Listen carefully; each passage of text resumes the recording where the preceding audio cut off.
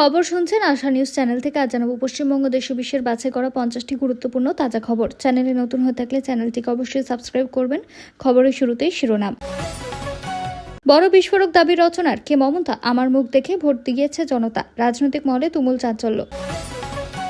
লালকেল্লা বিস্ফোরণ মামলায় এনআইএ নতুন চার্জশিট। পলাতক মূল ষড়যন্ত্রকারীদের অন্যতম চিকিৎসক, তদন্তে বড় মোড়। ইউসিসি বিল পাশ হবেই, প্রক্রিয়া ইতিমধ্যে শুরু হয়েছে বলে বড় দাবি দিলীপ ঘোষের। রাজনৈতিক চাপানোতর তুঙ্গে। দক্ষিণেশ্বর থেকে কালীঘাট, সল্টলেক থেকে নিউটাউন, কলকাতায় ট্রাম্প পরিষেবা নিয়ে বড় ঘোষণা অর্জুন সিং এর। কি বদল আসতে চলেছে? মহরমের মিছিলে 14,920 ক্যাপসুল বিলির ভয়ঙ্কর ছক। নাশকতার অভিযোগে চাঞ্চল্য, নিরাপত্তা সংস্থাগুলির কড়া নজর। আমাদের সংগঠনের জোরে মানুষ ভোট দেয়নি, অকপট স্বীকারোক্তি স্বপন দাশগুপ্তের। রাজনৈতিক মহলে শুরু জোর বিতর্ক। 21শে জুলাইয়ের সভায় লোক জোগানি ঋতব্রতকে তীব্র কটাক্ষ কুণাল ঘোষের। 4 আনা নকুলদানা তার ক্যাশ মেমো, সরগরম রাজনীতি। হুমায়ুন কবিরের বিরুদ্ধে এবার জামিন অযোগ্য ধারায় মামলা। গ্রেপ্তারি কি শুধু সময়ের অপেক্ষা? জোরদার পুলিশের পদক্ষেপ। কল্যাণ বন্দ্যোপাধ্যায়ের ভাষা নিয়ে বিস্ফোরক আক্রমণ রচনা, যৌনপল্লীর মতো ভাষা ব্যবহার, নতুন করে রাজনৈতিক বিতর্ক। বিতর্কিত হুঁশিয়ারির পর হুমায়ুনের বিরুদ্ধে একের পর এক থানা এফআইআর। এবার কি শ্রীঘরে যেতে হবে বিধায়ককে? ইরানের তেলে বিপুল ছাড়ের প্রস্তাব সত্ত্বেও ভারত কেন মুখ ফিরিয়ে নিল? সামনে এলো কূটনৈতিক অর্থনৈতিক আসল কারণ। শিয়ালদা ফ্লাইওভার ও সুকান্ত সেতুর নিচের দোকানে উচ্ছেদের নোটিশ। কুণাল ঘোষের পোস্ট ঘিরে নতুন রাজনৈতিক বিতর্ক। তারাতলা কাণ্ডে ম্যারাথন জেরা, টাকা পয়সার লেনদেন থেকে প্ল্যান পাস, তদন্তে একের পর এক চাঞ্চল্যকর তথ্য। অনুপম খেরের মাথাতেও চুল গজাতে পারে, সরাসরি প্রশ্নে শ্রমিক ভট্টাচার্যকে উত্তর দিলেন ভাইরাল সাক্ষাৎকার। করাচি বিস্ফোরণে ভারতের যোগের অভিযোগে পাকিস্তানকে করা জবাব। সাউথ ব্লকের ভুয়ো অভিযোগ উড়িয়ে দিল নয়াদিল্লি। বিশ্বজুড়ে জ্বালানি সংকটে হাহাকার, অথচ ভারত রইল সম্পূর্ণ সুরক্ষিত। কিভাবে নজিরবিহীন এই সংকট সামলানো দেশ? এর সামনে এলো বড় কারণ। সরকারি কর্মীদের জন্য বিশাল সুখবর, বেতন বৃদ্ধি দিনক্ষণ ঘোষণা করলেন মুখ্যমন্ত্রী। কবে থেকে মিলবে বাড়তি বেতন? নিজের জমি বাঁচাতে নিজেকে দিতে হলো 15 লক্ষ টাকা। তৃণমূল কাউন্সিলরের স্বামীর বিরুদ্ধে বিস্ফোরক দুর্নীতির অভিযোগে চাঞ্চল্য। হরমুজ প্রণালীর উপর 30 দিনের পূর্ণ নিয়ন্ত্রণের ঘোষণা ইরানের। বাইরের হস্তক্ষেপ সহ্য করব না, কড়া বার্তা তেহরানের। কল্যাণ বন্দ্যোপাধ্যায়ের বিরুদ্ধে বিস্ফোরক অভিযোগ টিএমসি বিধায়ক স্বাতী খন্দকারের। সব বিধায়ককে এভাবে তাড়াতে চাইছেন।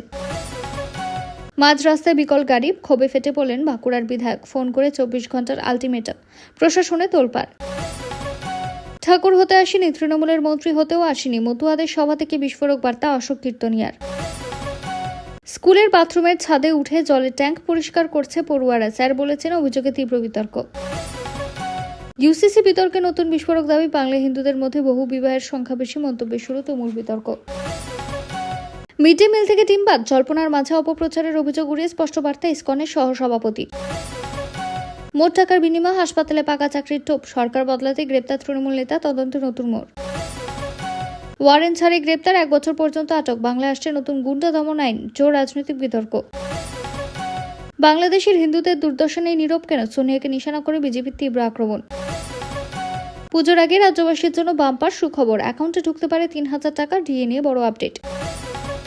তৃণমূল কাউন্সিলরকে কালো কালি মাখালেন মহিলারা। পার্টি অফিসের আলমারি খুলতেই সামনে এলো চাঞ্চল্যকর দৃশ্য। গোসাবার তৃণমূল নেতার বিরুদ্ধে ভয়ঙ্কর অভিযোগ, শিশুদের পণবন্দি করে মায়েদের ধর্ষণের দাবি ঘিরে তীব্র চাঞ্চল্য। সোমবার বিধানসভায় ইউসিসি বিল পেশের জল্পনা, শুভেন্দু সরকারকে নিয়ে বড় দাবি শ্রমিক ভট্টাচার্যের গুরুত্বপূর্ণ মন্তব্য। গভীর রাতে পার্ক সার্কাস রেল স্টেশনে বুলডোজার অভিযান, অবৈধ হকার উচ্ছেদে রেলের কড়া পদক্ষেপ। বিয়ের প্রতিশ্রুতি দিয়ে শারীরিক সম্পর্ক, টাকা আত্মসাতের অভিযোগে কাঠগড়ায় বিজেপি নেতা, শুরু তদন্ত। তামান্না খুন মামলায় গ্রেপ্তারি নিয়ে এত ক্ষোভ কেন হুমায়ুন কবিরের? মুখ্যমন্ত্রীকে কটাক্ষ করে নতুন বিতর্ক। এরপর দেখে নেব বিস্তারিত খবর। 2005 সালের আগে 10, 20, 50, 100 টাকার নোট নিয়ে 30 জুনের পর আর চলবে না। সোশ্যাল মিডিয়া ভাইরাল এই দাবিকে ঘিরে সাধারণ মানুষের মধ্যে ব্যাপক বিভ্রান্তি তৈরি হয়েছে। অনেকেই ভাবছেন আবার কি নোটবন্দির মতো কোনো বড় সিদ্ধান্ত হতে চলেছে।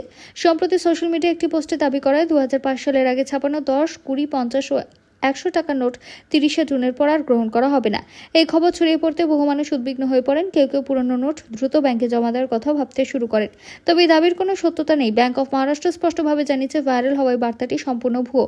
2005 সালে আগে নোট বাতিল করার বিষয়ে ব্যাংকের পক্ষ থেকে কোনো নির্দেশ জারি করা হয়নি। গ্রাহকদের গুজবে কান না দিয়ে শুধুমাত্র আরবিআই এবং সরকারি সূত্র থেকে পাওয়া তথ্যের উপর ভরসা করার পরামর্শ দেওয়া হয়েছে।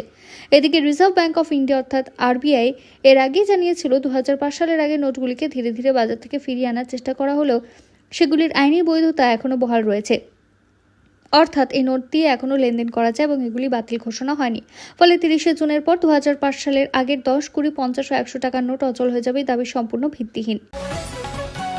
বারাসাত কলেজে পোশাক বিতর্ককে কেন্দ্র করে রাজনৈতিক উত্তেজনা তৈরি হয়েছে। গেরুয়া উত্তরী এবং বোরখা কোন ধরনের ধর্মীয় পরিচয় বহনকারী পোশাক শিক্ষা প্রতিষ্ঠানে পড়া উচিত তা নিয়ে এবার প্রকাশ্যে ভিন্ন অবস্থান নিয়েছে এবিভিপি ও বজরং দল। কয়েকদিন আগে বারাসাত কলেজে বজরং দলের কয়েকজন ছাত্র সদস্য গেরুয়া উত্তরীয় পরে কলেজে আসেন।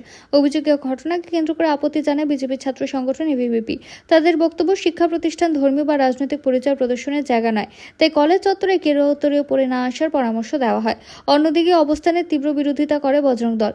সংগঠনের প্রতিনিধিরা কলেজ কর্তৃপক্ষের সঙ্গে দেখা করে প্রশ্ন তোলে, যদি গেরুয়া উত্তরীয় নিয়ে আপত্তি থাকে তাহলে বোরখা বা অন্য কোনো ধর্মীয় পরিচয় বহনকারী পোশাকের ক্ষেত্রেও একই নিয়ম প্রয়োগ করা হবে কিনা। তাদের দাবি, শিক্ষা প্রতিষ্ঠানে সবার জন্য একই নিয়ম থাকা উচিত এবং কোনো নির্দিষ্ট পোশাককে আলাদা করে দেখা উচিত নয়।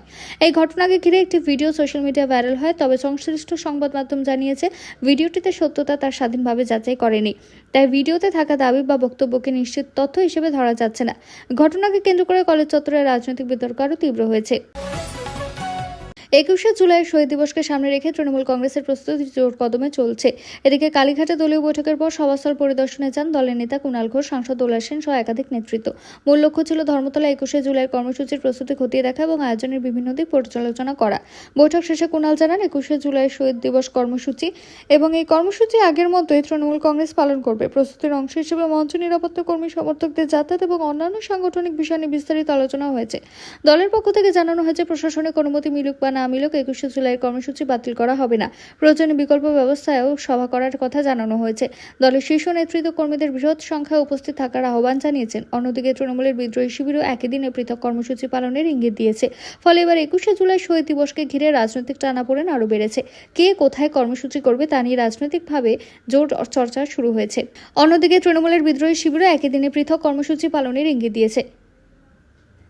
1993 সালের 21শে জুলাইয়ের আন্দোলনে শহীদ হওয়া কর্মীদের স্মৃতিতে সম্মান জানাতেই প্রতি বছর ধর্মতলায় সভা অনুষ্ঠিত হয়। এবছরও সেই ঐতিহ্য বজায় রেখে কর্মসূচি পালনের প্রস্তুতি চলছে।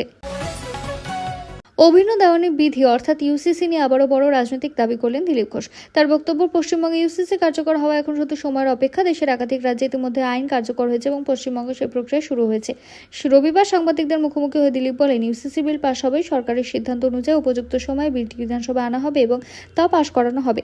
তার দাবি, নির্বাচনের আগে দেওয়া প্রতিশ্রুতি বাস্তবায়নের লক্ষ্যেই সরকারি বিষয় এগোচ্ছে। তিনি আরও জানান, গুজরাট, উত্তরাখণ্ড ও অসমের মতো রাজ্যে ইউসিসি কার্যকর হওয়ার পর পশ্চিমবঙ্গে সেই মডেল অনুসরণ করে আইন চালুর উদ্যোগ নেওয়া হয়েছে। এই উদ্দেশ্যে একটি বিশেষ কমিটিও গঠন করা হয়েছে, যা আইনের বিভিন্ন দিক খতিয়ে দেখছে বলে দাবি করা হচ্ছে। এদিকে রাজ্যের আরেক মন্ত্রী জগন্নাথ চট্টোপাধ্যায় দাবি করেছেন, খুব শীঘ্রই বিধানসভায় ইউসিসি বিল পাশ করা হবে। বিলটি পাশ হলেও পশ্চিমবঙ্গ অভিন্ন দেওয়ানি বিধি কার্যকর করা রাজ্যগুলির তালিকায় যুক্ত হবে বলে তার বক্তব্য। এই ঘোষণাকে কেন্দ্র করে রাজ্যের রাজনৈতিক মহলে নতুন করে বিতর্ক তৈরি হয়েছে। একদিকে শাসক পক্ষের দাবি এটি নির্বাচনী প্রতিশ্রুতি পূরণের পদক্ষেপ, অন্যদিকে বিরোধীরা বিষয়টি নিয়ে প্রশ্ন তুলছে।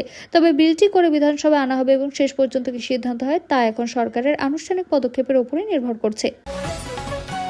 বিতর্কিত মন্তব্যকে ঘিরে ফের চাপে পড়েছে বিধায়ক হুমায়ুন কবির। তার সাম্প্রতিক হুঁশিয়ারিমূলক বক্তব্য প্রকাশ্যে আসার পর একের পর এক থানায় এফআইআর দায়ের হয়েছে বলে জানা গিয়েছে। এই ঘটনাকে কেন্দ্র করে রাজ্যের রাজনৈতিক মহলে তীব্র চাঞ্চল্যের সৃষ্টি হয়েছে এবং তার বিরুদ্ধে আইনানুগ পদক্ষেপ কি হতে পারে তা নিয়ে জোর জল্পনা শুরু হয়েছে।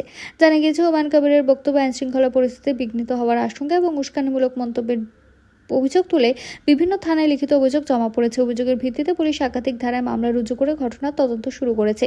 অভিযোগ দায়ের হওয়ার পর রাজনৈতিক চাপ আরও বেড়েছে। বিরোধীদের দাবি, একজন জনপ্রতিনিধির কাছ থেকে এ ধরনের ভাষা বা হুঁশিয়ারি গ্রহণযোগ্য নয় এবং আইন অনুযায়ী ব্যবস্থা নেওয়া উচিত। অন্যদিকে হুমায়ুন কবিরের শিবিরের দাবি, তার বক্তব্যের ভুল ব্যাখ্যা করা হয়েছে এবং রাজনৈতিক উদ্দেশ্যে তাকে নিশানা করা হয়েছে। তবে শুধুমাত্র এফআইআর দায়ের হওয়া মানে অবিলম্বে গ্রেপ্তার করা হবে এমনটা নয়। অভিযোগের তদন্ত, প্রমাণ সংগ্রহ এবং আইনি প্রক্রিয়ার ভিত্তিতে পরবর্তী সিদ্ধান্ত নেয় পুলিশ। তবে তিনি গ্রেপ্তার হবেন কিনা সে বিষয়ে এখনো কোনো সরকারি ঘোষণা বা নিশ্চিত তথ্য সামনে আসেনি।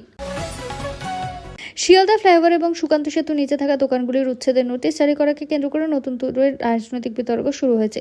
কলকাতা পৌরসভার এই পদক্ষেপের পর উদ্বেগে পড়েছেন বহু হকার ও ক্ষুদ্র ব্যবসায়ী। এমন পরিস্থিতিকে কেন্দ্র করে সোশ্যাল মিডিয়ায় গুরুত্বপূর্ণ বার্তা দিয়েছেন তৃণমূল নেতা। কলকাতা পুরসভার বিজ্ঞপ্তিতে জানানো হয়েছে, শিয়ালদা স্টেশন সংলগ্ন ফ্লাইওভার এবং যাদবপুর সন্তোষপুর সংযোগকারী সুকান্ত সেতুর নিচে যারা স্থায়ী বা অস্থায়ীভাবে দোকান, শেড বা অন্য কোথাও কাঠামো তৈরি করছেন তাদের 7 দিনের মধ্যে নিজ দায়িত্বে তা সরিয়ে নিতে হবে। নির্ধারিত সময়ের মধ্যে জায়গা খালি না করলে কলকাতা পুর কর্পোরেশন আইন অনুযায়ী আইনানুগ ব্যবস্থা নেওয়া হবে বলেও জানানো হয়েছে।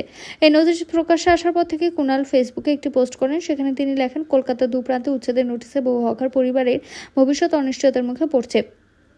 বিষয়টি নিয়ে তৃণমূলের নেতারা আলোচনা করছেন এবং এমন একটি সমাধানের চেষ্টা চলছে যাতে সাধারণ মানুষের জীবিকা যেমন রক্ষা পায় তেমনি প্রশাসনিক প্রয়োজনও পূরণ হয়। তিনি আরও জানান, শিয়ালদা এলাকার বিষয়টি নিয়ে দলীয় নেত্রী মোনালিসা বন্দ্যোপাধ্যায় ইতিমধ্যে বৈঠক করছেন এবং সমস্যার শান্তিপূর্ণ সমাধানের চেষ্টা চলছে। কুণাল তার পোস্টে আরও স্মরণ করিয়ে দেন যে হকারদের জীবিকা রক্ষার প্রশ্নে অতীতে মমতা সরব হয়েছেন এবং আন্দোলন করেছেন। তাই এই সমস্যার সমাধানে সবাইকে একসঙ্গে এগিয়ে আসার আহ্বান জানান। পুরসভার দাবি, শহরের গুরুত্বপূর্ণ ফ্লাইওভার এবং সেতুর নিচে দীর্ঘদিন ধরে বেআইনি দখল, অস্থায়ী নির্মাণ ও দোকান গড়ে ওঠায় যান চলাচল ও জননিরাপত্তার সমস্যা তৈরি হচ্ছিল। সেই কারণেই উচ্ছেদ অভিযান। মহরমের শোক মিছিলকে কেন্দ্র করে সম্ভাব্য বড়সড় নাশকতার ছক ভেস্তে দেওয়া দাবি করছে মুম্বাই পুলিশ। পুলিশের বক্তব্য অনুযায়ী পুনের বাসিন্দা 39 বছর বয়সী এক ব্যক্তিকে আটক করে তার কাছ থেকে মোট 14,900টি ক্যাপসুল উদ্ধার করা হয়েছে। তদন্তকারীদের দাবি, ক্যাপসুলগুলিতে ছিল জিঙ্ক ফসফাইড নামের একটি অত্যন্ত বিষাক্ত রাসায়নিক, যা সাধারণত ইঁদুর মারার বিষ হিসেবে ব্যবহৃত হয়। পুলিশ জানিয়েছে, অভিযুক্ত ব্যক্তি মহরমের শোভাযাত্রায় অংশগ্রহণকারীদের কাছ থেকে এই ক্যাপসুলগুলি ব্যথার ওষুধ বা স্বাস্থ্যবর্ধক ক্যাপসুল বলে বিলি করছিলেন। টহলরত পুলিশ এবং কয়েকজন স্বেচ্ছাসেবকের সন্দেহ হয় তাকে আটক করা হয়। পরে তল্লাশি চালিয়ে তার কাছ থেকে 14,900টি ক্যাপসুল উদ্ধার করা হয়। তদন্তে আরও জানা গিয়েছে, অভিযুক্ত ব্যক্তি অনলাইনে প্রায় 30,000 খালি ক্যাপসুল এবং প্রায় 50 কেজি জিঙ্ক ফসফাইড সংগ্রহ করেছিলেন। কয়েকদিন ধরে তিনি নিজেই 20 ক্যাপসুল তৈরি করেছিলেন বলে অভিযোগ। পুলিশ এখন খতিয়ে দেখছে তিনি একাই পরিকল্পনা করেছিলেন নাকি এর পেছনে সত্যি কেউ জড়িত ছিল। ঘটনার সময় কয়েকজন অংশগ্রহণকারী ক্যাপসুল খেয়ে ফেলেছিলেন বলে অভিযোগ। তাদের মধ্যে অন্তত একজন অসুস্থ হয়ে বমি ও পেট ব্যথার অভিযোগ নিয়ে হাসপাতালে ভর্তি হন। পরে লাউডস্পিকারে ঘোষণা করে সবাইকে ক্যাপসুল না খাওয়ার অনুরোধ করা হয় এবং বাকি ক্যাপসুল উদ্ধার করা হয়। পুলিশ জানিয়েছে, দ্রুত পদক্ষেপের ফলে সম্ভাব্য বড়সড় প্রাণহানি এড়ানো সম্ভব হয়েছে। পুলিশের দাবি, জিজ্ঞাসাবাদের সময় অভিযুক্ত মহরমের শোভাযাত্রাকে লক্ষ্যবস্তু করার কথা স্বীকার করেছেন বলে তদন্তকারীরা জানান। তবে এই দাবি এখনও তদন্তাধীন এবং আদালতে প্রমাণিত হয়নি। তদন্তকারীরা তার মোবাইল ফোন, আর্থিক লেনদেন, বিদেশ সফরের তথ্য এবং সম্ভাব্য সহযোগকারীদের ভূমিকা খতিয়ে দেখছেন। ঘটনার পর মুম্বাই জুড়ে নিরাপত্তা ব্যবস্থা আরও জোরদার করা হয়েছে। উদ্ধার হওয়া ক্যাপসুলগুলি ফরেনসিক পরীক্ষার জন্য পাঠানো হয়েছে ল্যাবে। তদন্ত শেষ না হওয়া পর্যন্ত পুলিশ কোনো চূড়ান্ত সিদ্ধান্তে পৌঁছতে চাচ্ছে না এবং ঘটনার সমস্ত দিক খতিয়ে দেখা হচ্ছে।